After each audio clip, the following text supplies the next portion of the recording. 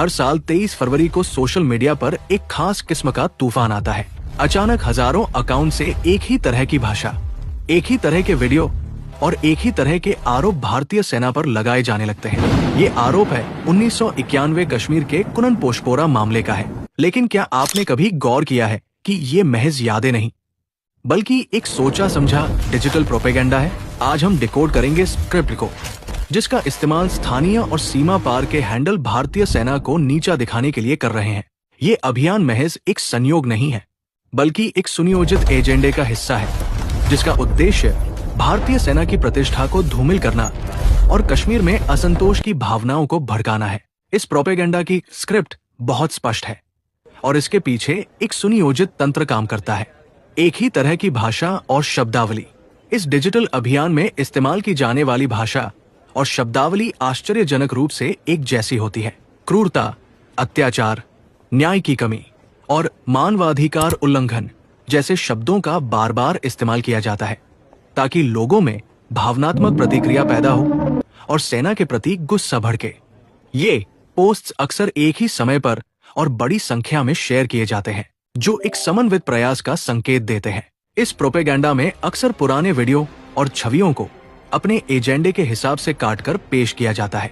कई बार अन्य स्थानों या संघर्षों के वीडियो को कुनन पोशपोरा मामले के रूप में दिखाया जाता है, ताकि आरोपों को विश्वसनीय बनाया जा सके।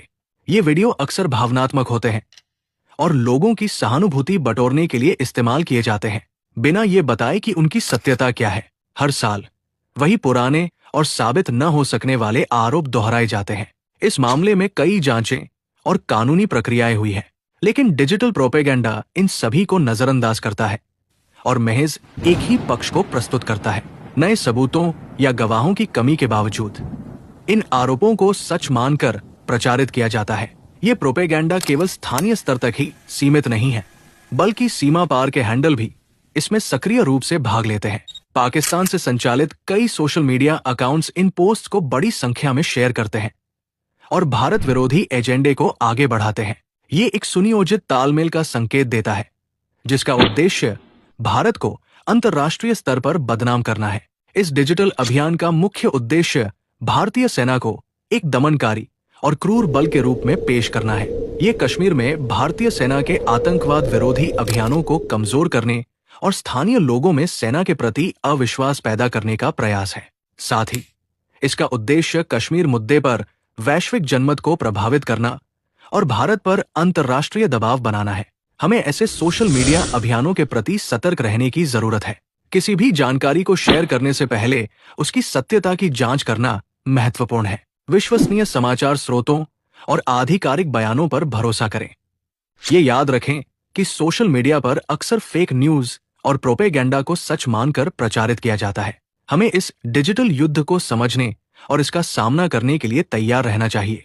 निष्पक्षता और न्याय सभी के लिए महत्वपूर्ण है, लेकिन सोशल मीडिया पर चलने वाले इस तरह के अभियान का सच सामने लाने के लिए नहीं, बल्कि भारतीय सेना को बदनाम करने के लिए चलाए जाते हैं। हमें इस फर्क को समझने और प्रोपेगेंडा का शिकार बनने से बचने की जरूरत है।